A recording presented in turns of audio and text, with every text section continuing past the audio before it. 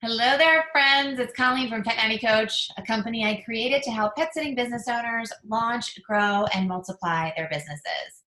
And today we're talking about a subject that I'm sure most of you are struggling with, and that is creating boundaries and managing the expectations of your customers.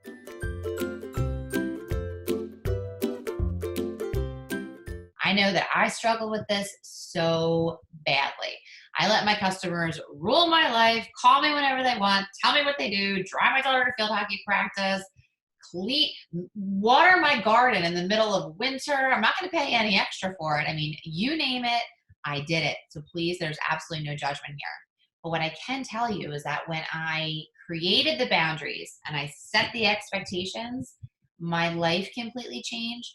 My business completely changed, and I started attracting the customers that I wanted, and my business just went up from there. So please, not judging you if you're doing any of this stuff, because trust me, I did it, but this is going to help you. All right. All right. So first, I spoke to a customer, a pet sitter recently, who has big goals for her business. She wants to make $1 million in her business, which she totally can do.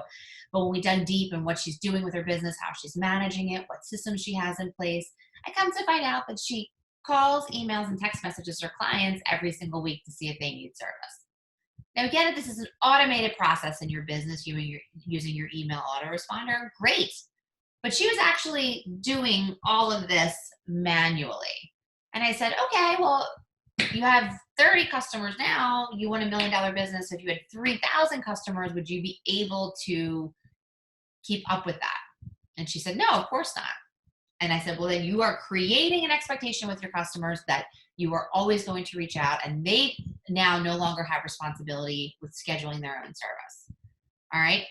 I personally at Pet Nanny, we leave the scheduling. We do reservation reminders and all sorts of stuff like that, with like fun holiday reservation reminders. But in actuality, the customer's pet care request is on them to ask us. We send a confirmation, and at that point, they're scheduled. All right, do you see the difference?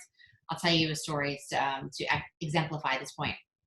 Had super high maintenance customers. It was a young couple. They had German Shepherds, and every Sunday, they would call my manager and say, this is what we need for the week. And she's like, I don't want to deal with these people on my weekend.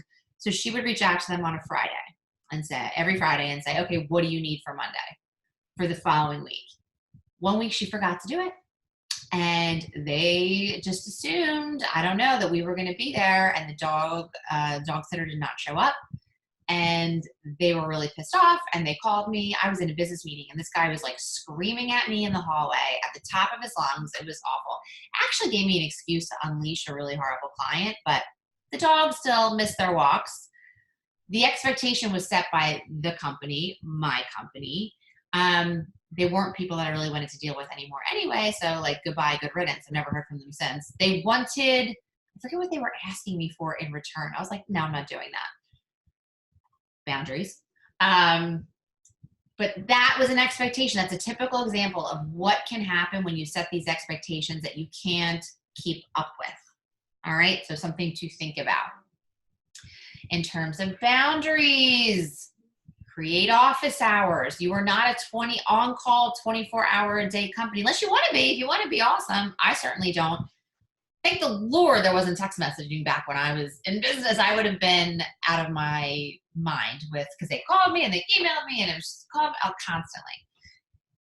If you have office hours, we are open 9 a.m. to 4 p.m. You can put on an out-of-office message with your email autoresponder, letting them know, hey, if this came in after 4 p.m. Monday through Friday, you're going to hear from us on the next business day.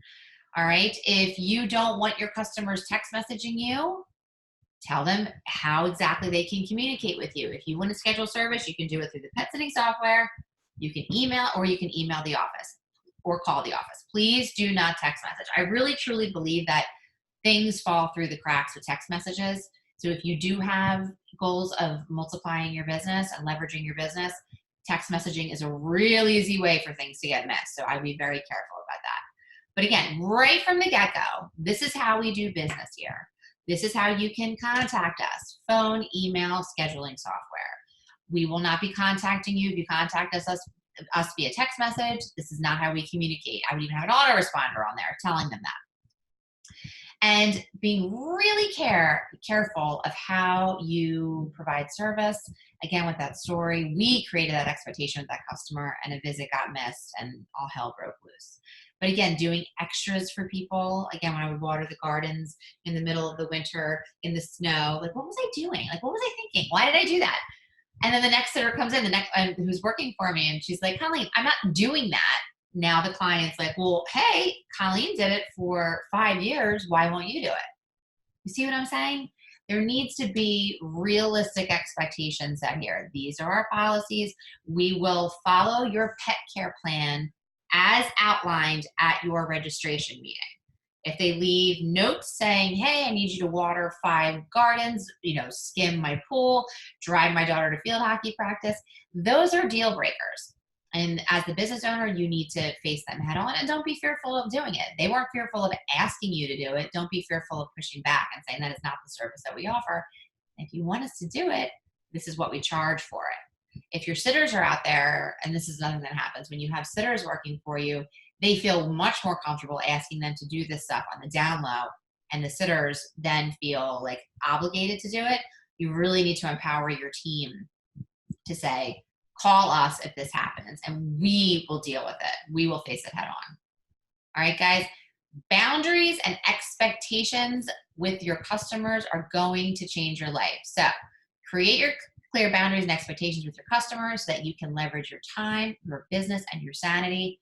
This will allow you to manage many more customers and provide them all with a level of service that is top-notch and replicable. You don't want to be doing X, Y, and Z over here and X, Y, and Z over there.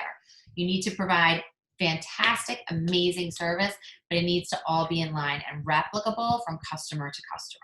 That's how you're going to grow quickly. All right, homework assignment.